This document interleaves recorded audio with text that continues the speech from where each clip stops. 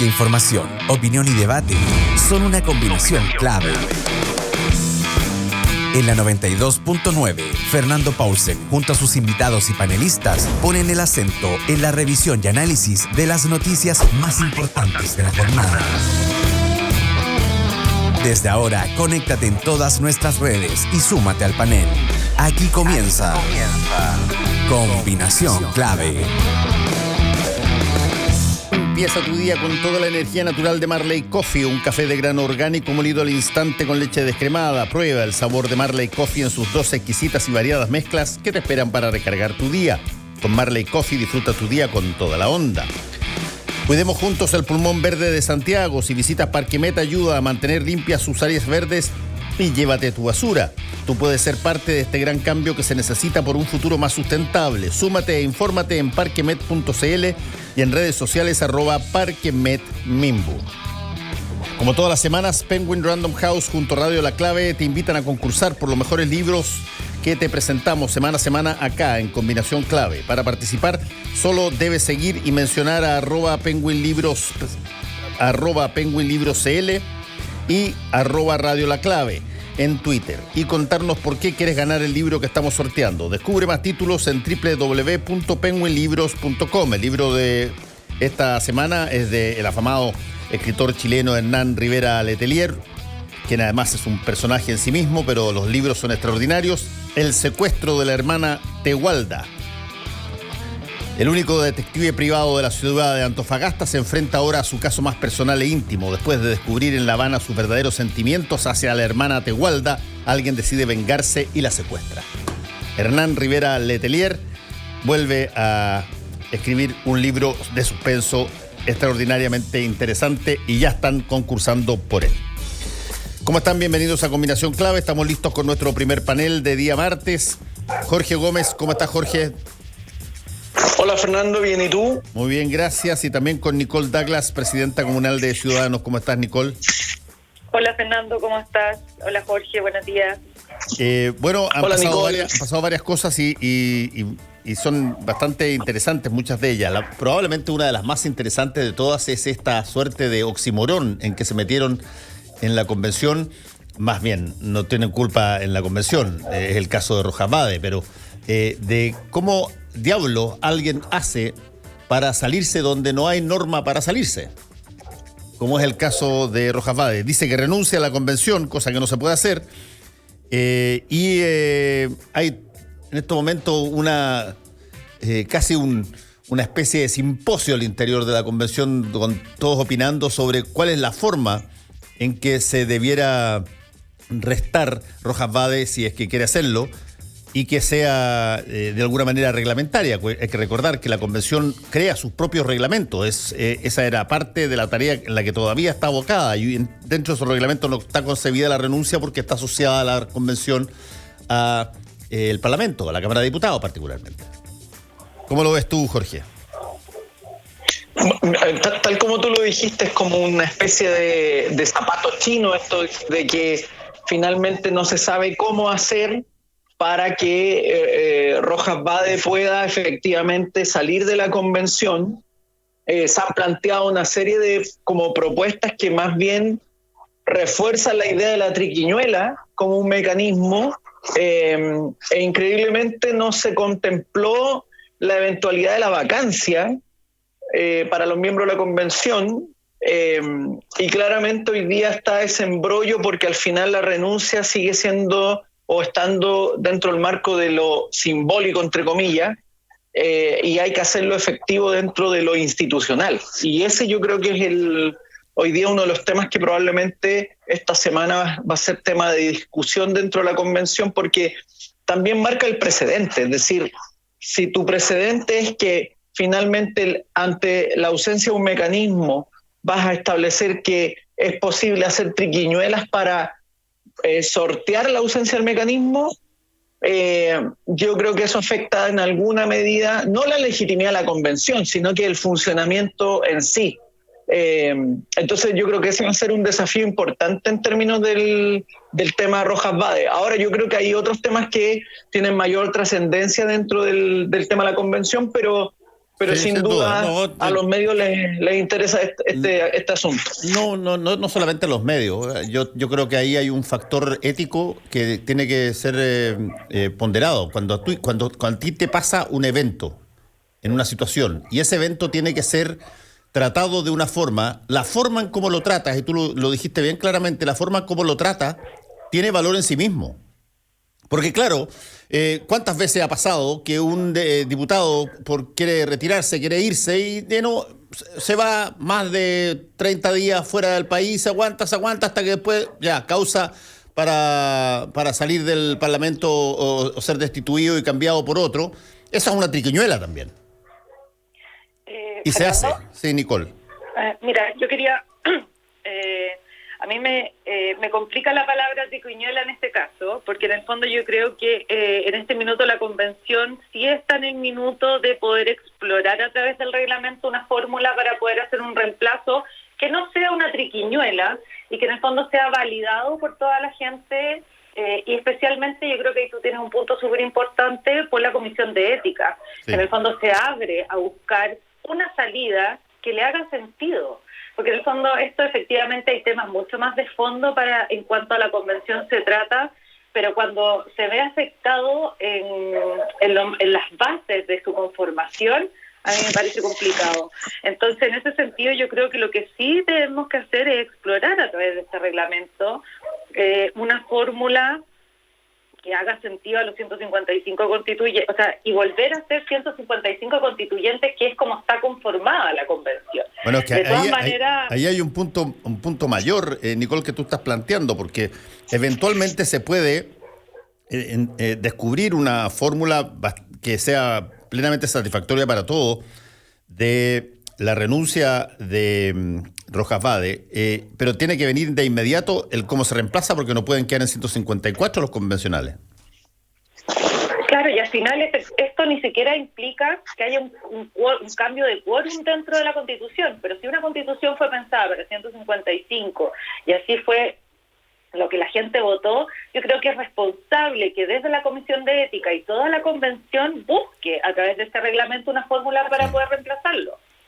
Sí. En el fondo, yo creo que no es una opción, y en eso creo, no quiero ser tan tajante, pero yo creo que no es una opción que nos quedemos sin un representante en ese cargo. No puede ser esa fórmula, por lo menos no está contemplada constitucionalmente tampoco, ni la reforma Claro, pero, del por ejemplo, Parlamento. Marcela Cubillo sale hoy día, lo dijo el domingo en Canal 13 y sale hoy día la tercera, diciendo que en el fondo la vacancia, según el artículo 51, que lo estoy leyendo, los elegidos como independientes no pueden ser reemplazados, cerrando todo tipo de puertas a la búsqueda de buscar este 155 de esta nueva persona. Sí, bueno, pero convengamos que eso alguien que... a ver, si quieres restar un voto menos a cualquier cosa que se diga por el lado que no le gusta a Marcela Cubillo, eso es evidentemente lo que tiene que proponer. Claro. No cabe la menor duda, pero yo tengo la impresión de que aquí hay una situación que es nueva y que los 155 constituyentes no son escogidos como, por ejemplo, ocurre cuando hay que reemplazar a un parlamentario que se pasa al gabinete a través de un mecanismo que define su partido, sino que aquí han sido elegidos por la gente, digamos. Entonces, es mucho más difícil, Ahí Jorge. está. Claro, ahí está, ese punto, Fernando, es clave, porque en el fondo hay una diferencia entre las listas de independientes que no se ciñen a una estructura partidaria o ideológica muy marcada, como ocurre con una lista parlamentaria ligada a un partido, y ahí creo que entra el tema. Ahora, yo concuerdo en que hay que buscar el mecanismo para generar el reemplazo, es decir, no sostener la vacancia, porque también hay un punto que me parece importante en esto, en términos de qué tipo de mecanismo se va estableciendo y el modo, es que eventualmente podría entrarse en la dinámica de empezar a generar vacancias en la convención, lo que no sería tampoco muy adecuado. Entonces yo creo que claramente que hay que pensar bien cómo se sustituye finalmente a un convencional que eventualmente se ve en la obligación de abandonar la convención por otro que eventualmente lo reemplace. Ahora, ahí, claro, la pregunta es bajo qué criterio se reemplaza. Si fuera posible, yo creo que lo eventual sería eventualmente hacer una elección dentro del mismo distrito en que él sale electo, una cosa así. Creo yo que eso sería lo más adecuado. Sí, tal cual como está estipulado en algunos casos con estas elecciones ad hoc que se hacen cuando eventualmente alguien fallece o hay una situación particular en el Parlamento. También tarde o temprano se llega a una elección. Claro. Ahora, este es un tema, pero no es el mayor tema. El tema de fondo, desde el punto de vista de la convención, a mi modo de ver, es que más allá de todos los dimes y diretes que han habido y de todos los problemas que han tenido, aparentemente, según me conversaba anoche con Fernando Atria, en Última Mirada, aparentemente hay bastante más consenso del que parece para generar la estructura básica sobre la cual la Constitución tiene que construirse, que es el reglamento. Hay que recordar que, a diferencia del Parlamento, todas las personas llegaron a un lugar donde no hay ni siquiera la más mínima norma, entonces hay que construirlo todo. Y eso aparentemente estaría ya dentro de 1 o 2 semanas y con un consenso bastante mayor del que eventualmente se creía con todas estas peleas que han habido. Nicole. Ay, perdón, se me cortó al final, no te escuché la última parte. No, que aparentemente para después de terminar un reglamento y las normas que se tienen para llevar adelante la convención, da la impresión que, contrario a lo que parecía en algún momento dado, hay bastante más consenso en ese reglamento, incluyendo los 2/3. Estoy de acuerdo. De hecho, recién estaba escuchando en el programa anterior de acá de la radio, el programa del Mostrador, a Cristian Monkever, que me pareció bastante sensato en todo lo que decía. En fondo hablaba de una derecha dialogante, ¿no es cierto?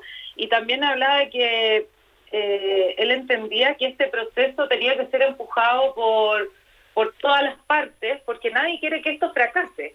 Eso me pareció incluso esperanzador decirlo, porque en el fondo uno siempre hemos estado, yo creo, más expuestos a escuchar a la derecha no dialogante, que es la derecha de Marcela Cubillo, etcétera, pero no se le ha dado tanto a, por ejemplo, Hernán Larraín, ¿no es cierto?, ahora Cristian Monkever, que hablan como una derecha que entiende que este proceso tiene que ser exitoso y tiene que terminar en buen puerto, y eso incluye los 2/3, eso incluye buscar en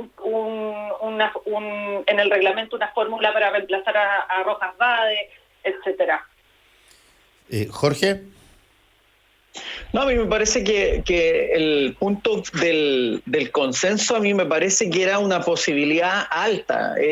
Acá obviamente hay diferencias que se producen, hay una diversidad valiosa dentro de la propia convención, pero no hay que olvidar que hay ciertos marcos que finalmente son comunes a todos los ciudadanos chilenos, sin importar el rango de edad. Hay ciertos elementos que son muy comunes. Entonces yo creo que era una posibilidad, y hay ciertos marcos y criterios que eventualmente van a terminar confluyendo, y eso se va eventualmente a expresar en la Carta Constitucional finalmente. Eso yo creo que no va a ser algo que no ocurra. ¿Te fijas? Entonces a mí me parece que es un proceso natural. Lo que hay que obviamente favorecer es que ese marco común sea la estructura base para luego poder resolver aquellas diferencias que eventualmente surjan, y que surjan además con matices. Es decir, estas no son cuestiones de blanco y negro, sino más bien hay muchos matices dentro de eventualmente las sensibilidades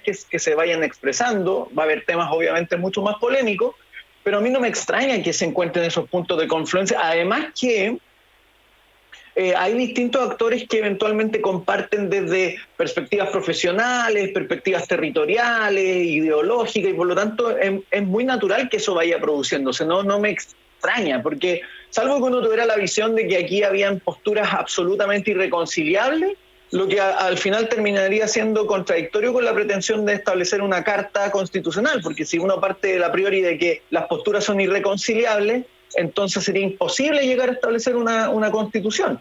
Yo creo Sí, que pero, Jorge, al contrario, perdona. lo que hay que asumir es...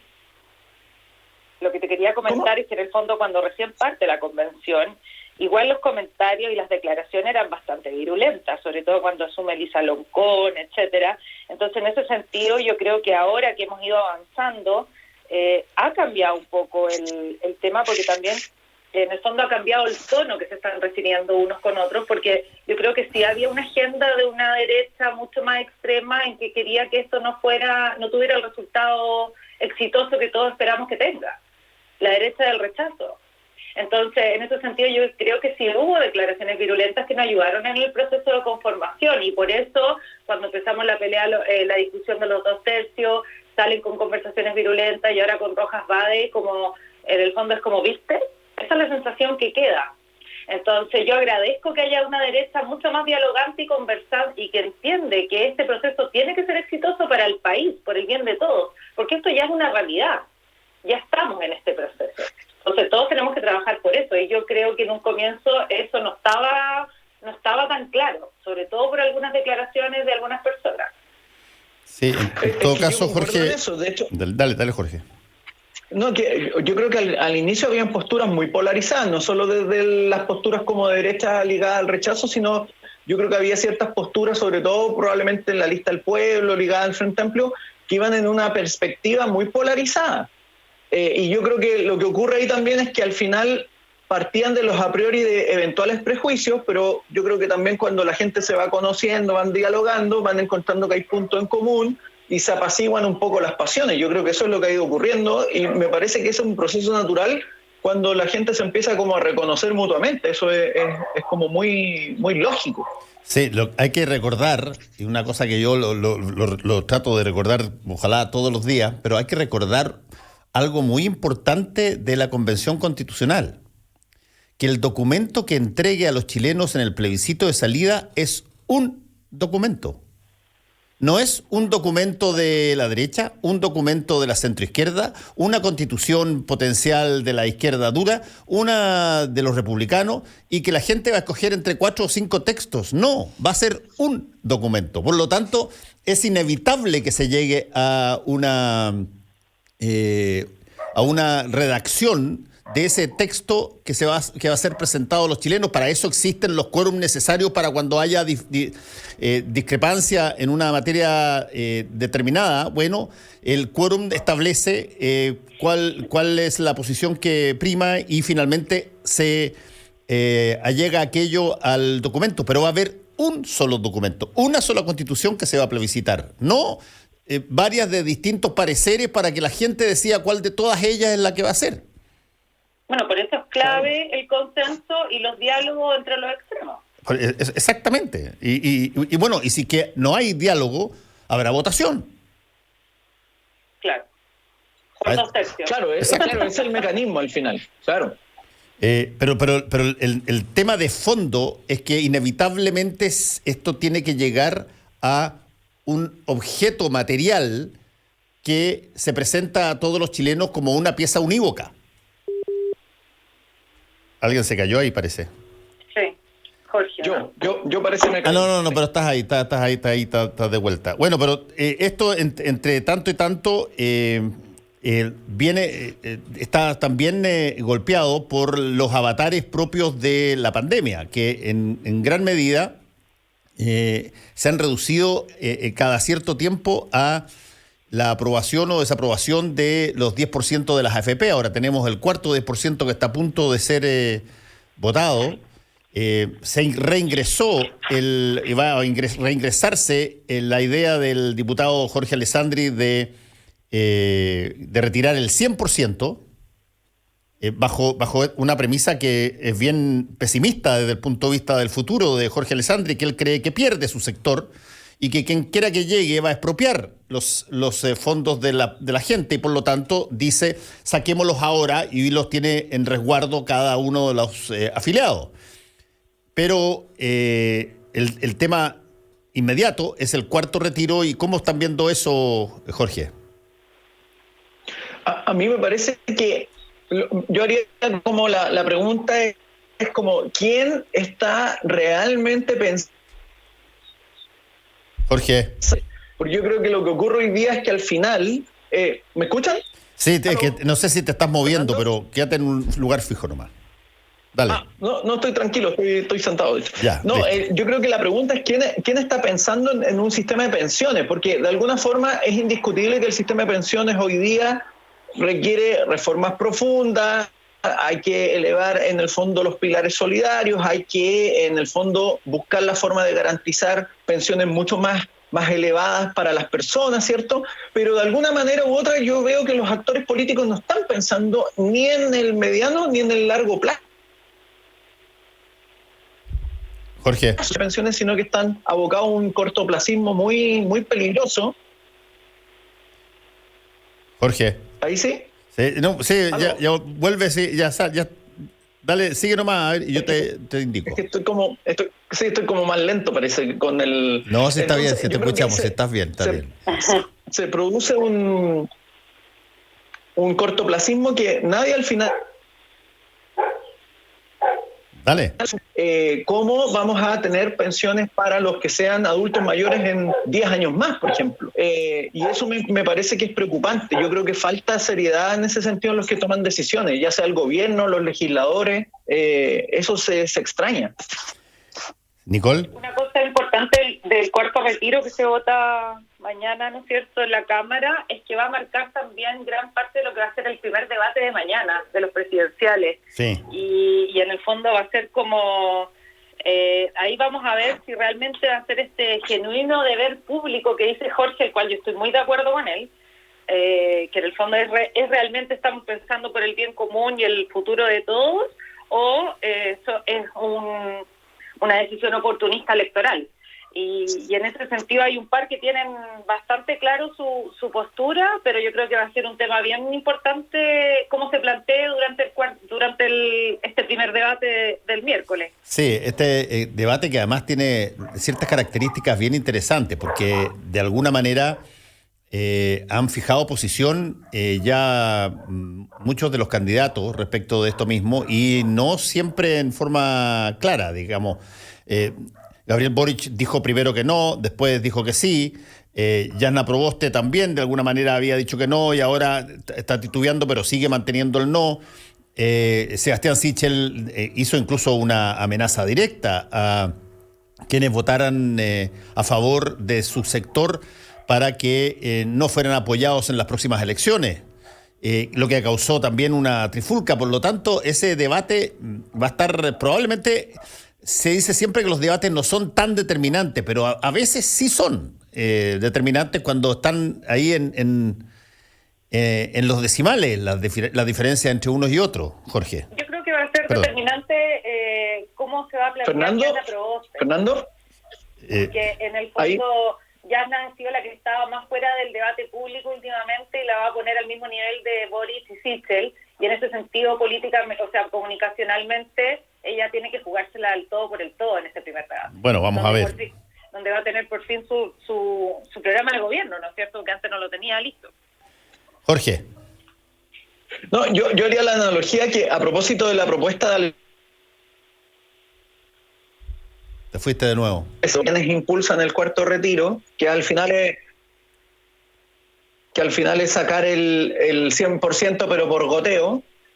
Al final nos están diciendo por un lado rompa el chanchito de una vez o vaya sacándole las monedas de a poco, pero la pregunta es ¿quién está pensando en una estructura de sistema de pensiones que efectivamente funcione y sea sostenible en el tiempo? Y yo veo que al final la propuesta tanto de Alessandri o de quienes impulsan el cuarto, el quinto, el sexto retiro no apunta a eso, sino simplemente a generar o responder a una coyuntura muy específica. Entonces yo creo que ese es un problema.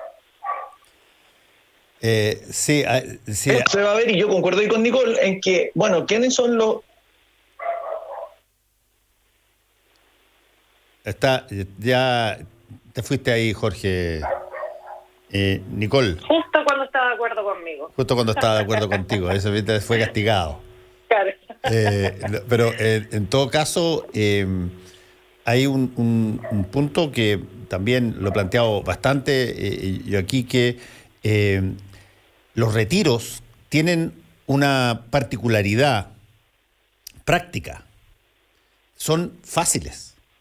No tienen condiciones, te llegan a tu cuenta corriente bancaria, los obtienes de inmediato. Oponer una medida como ha tratado el gobierno de oponerlos subiendo el IFE un poquitito más, extendiendo un mes o 2 meses las cosas cuando está lleno de condiciones y de puntos o no puntos de que hay que cumplir, no es competencia para este porcentaje de retiro de la AFP. Es que efectivamente es muy simple, uno va, claro, ¿cierto? Se mete y te llega directo al banco. Ahora, yo creo que también es parte de ser responsable de la clase política que tenemos, de tener un genuino deber público, y yo estoy absolutamente en contra de este cuarto retiro cuando no iba a llegar efectivamente a la gente que más lo necesita. Ahora, estuve escuchando a Giorgio Jackson el fin de semana y él decía que ellos lo quieren aprobar con ciertas indicaciones, pero yo no sé si no sé si esas indicaciones son efectivas para evitar que finalmente los más beneficiados de este cuarto retiro sea la gente que aún tiene la plata. Así ese es el tema. La gente que más lo necesita ya se la gastó con el primer, el segundo y el tercer retiro. Entonces a mí me parece peligroso que sigamos pensando en este cortoplacismo, en que no seamos responsables con las decisiones, quién está finalmente tomando las decisiones del futuro del país, ¿no es cierto? Y ahí es donde yo entro, ahí sí estoy muy de acuerdo con Jorge cuando habla de esta triquiñuela, este cortoplacismo, que nosotros tenemos que ser responsables de atacar. No podemos avalar ese tipo de cosas. Está bien, yo estoy de acuerdo incluso, pero el sistema contempla que este tipo de cosas, tal cual como pasaron con los 3 primeros retiros, se determina a través de una reforma constitucional por medio del Parlamento. Y en eso estamos. Y van a tener que votar. Y probablemente esta va a ser más difícil que las otras 3. Absolutamente. Y de hecho probablemente hay mucha más gente que votó en las otras 3 que no va a estar dispuesto a votar en esta, por las mismas razones que tú has dado. Uh-huh. Pero es imposible bypassear la instancia de cómo se decide una cosa como esta, que es el Parlamento.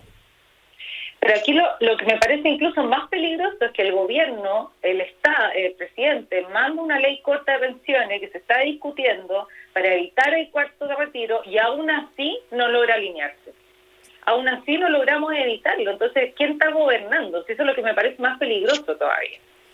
¿Por qué? Porque el cuarto retiro no tiene ningún tipo de... O sea, de verdad, ¿cómo tú logras que esto sea favorezca el futuro de la gente? No, yo no lo veo. Jorge, ¿estás ahí?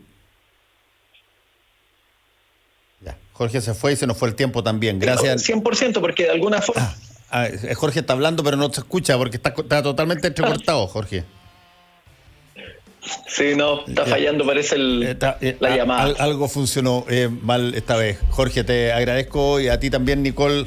Cuídense. Conversamos la próxima semana. Abrazo, cuídense. Quería saludar a los trabajadores radiales en su día de hoy. Muchas gracias. Feliz día. Extenderlos a todos en Radio La Clave. Feliz día para todos. Chao. Gracias, chao. Fernando Paulsen y nuestros panelistas e invitados son una combinación clave. 92.9. La Clave me escucha.